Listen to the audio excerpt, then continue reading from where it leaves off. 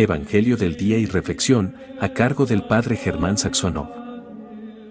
Evangelio de hoy y la Divina Misericordia. 7 de febrero de 2025.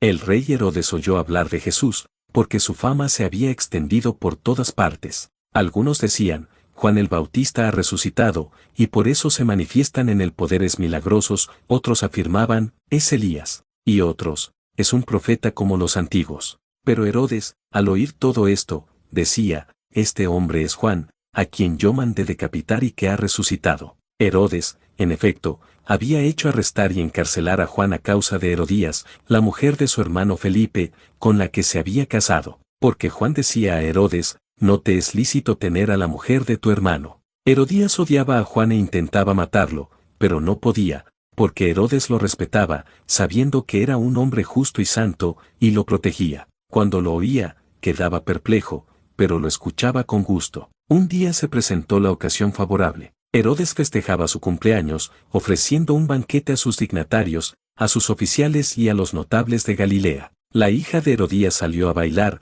y agradó tanto a Herodes y a sus convidados, que el rey dijo a la joven, pídeme lo que quieras y te lo daré. Y le aseguró bajo juramento, te daré cualquier cosa que me pidas, aunque sea la mitad de mi reino. Ella fue a preguntar a su madre, ¿qué debo pedirle? La cabeza de Juan el Bautista, respondió ésta. La joven volvió rápidamente a donde estaba el rey y le hizo este pedido, quiero que me traigas ahora mismo, sobre una bandeja, la cabeza de Juan el Bautista. El rey se entristeció mucho, pero a causa de su juramento, y por los convidados, no quiso contrariarla. Enseguida mandó a un guardia que trajera la cabeza de Juan. El guardia fue a la cárcel y le cortó la cabeza. Después la trajo sobre una bandeja, la entregó a la joven y ésta se la dio a su madre. Cuando los discípulos de Juan lo supieron, fueron a recoger el cadáver y lo sepultaron. San Marcos 6, 14 a 29.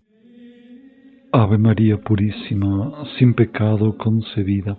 En este viernes 7 de febrero contemplamos el martirio del Bautista en el Evangelio de San Marcos 6, 14 al 29, porque Herodes oye hablar del Señor y algunos le decían que era el Bautista resucitado, otros que era Elías, otro un profeta como los antiguos, pero Herodes decía, este hombre es Juan, a quien yo mandé decapitar y que ha resucitado. Y por eso continúa el evangelista Marcos relatando que la muerte del Bautista, ¿no? ¿Cómo se da? Ya lo sabemos, lo había hecho encarcelar y le decía que no le era lícito tener a la mujer de su hermano, Felipe, con el cual Herodías estaba casada. Y lo había hecho arrestar y encarcelar a causa de Herodías, que lo odiaba, pero no había podido llegar a más todavía, hasta que se presenta la ocasión.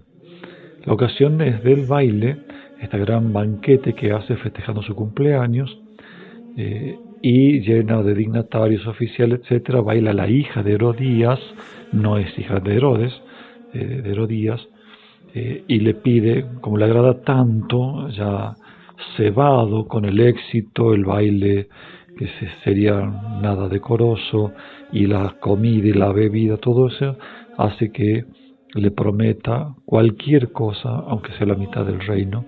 Y ella, preguntando a su madre, le dice la cabeza de Juan el Bautista, porque él recriminaba el pecado del adulterio. Herodes era de raza judía, no era un gobernador romano como Pilato.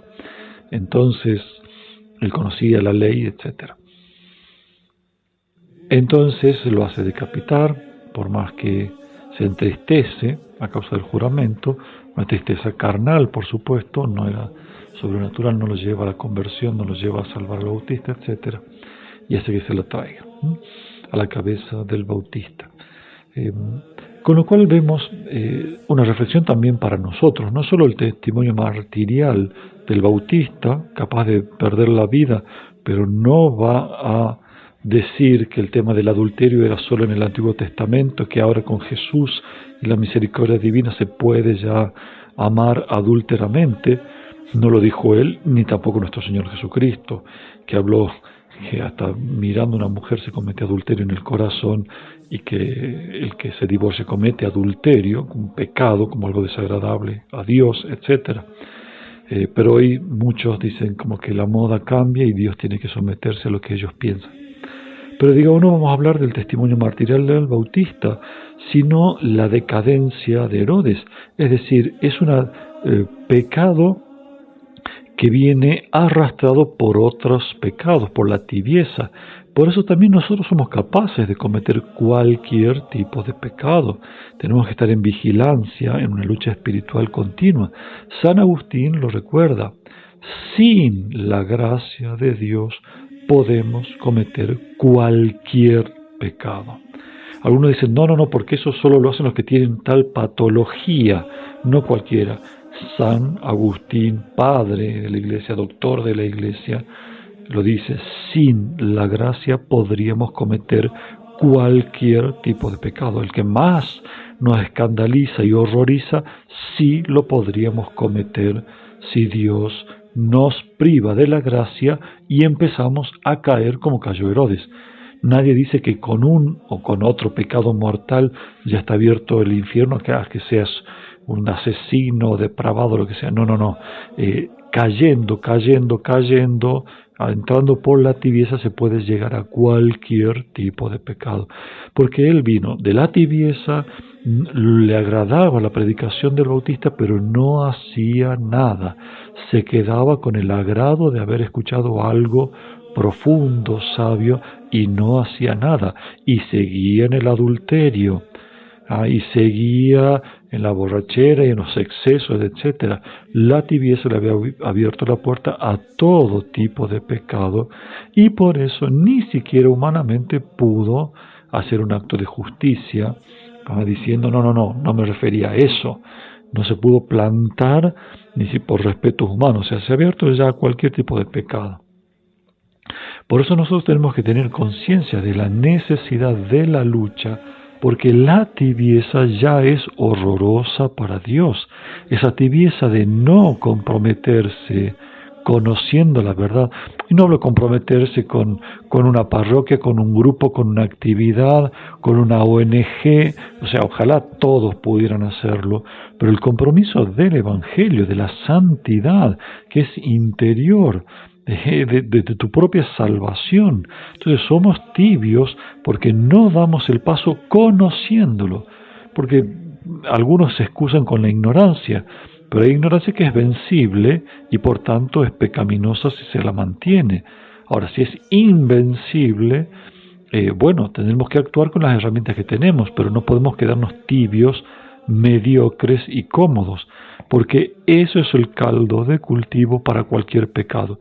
Ahora, lo he dicho hace poco, quizás hace un par de semanas, cuando la persona ha caído en la tibieza, decía el cardenal San Henry Newman, cardenal oratoriano convertido del anglicanismo al catolicismo, él decía cómo hay muchas almas a las cuales el demonio no tienta fuertemente porque se asustarían de la capacidad de cometer pecado y ahí empezarían a corregirse, a rezar más, a buscar la confesión.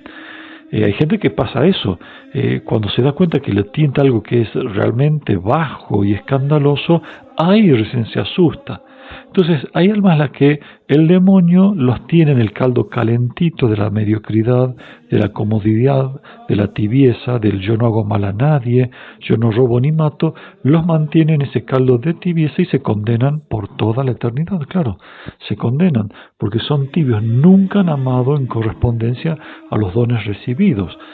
Siempre han tenido a Dios por debajo, diciendo se tiene que conformar con lo que yo pienso, siento ahora.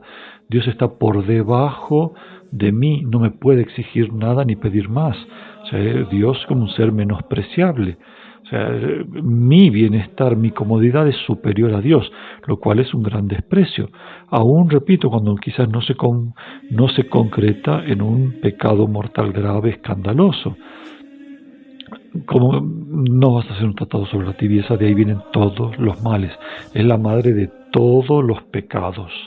En el numeral 580, Jesús, quejándose de los religiosos, de que las pequeñas imperfecciones de un alma que le ha dado muchos bienes, como todo católico, y mucho más un consagrado, le hieren mucho más que los pecados de las almas que viven en el mundo, que no conocieron a Dios, que no saben lo que es la caridad, el amor, la santidad.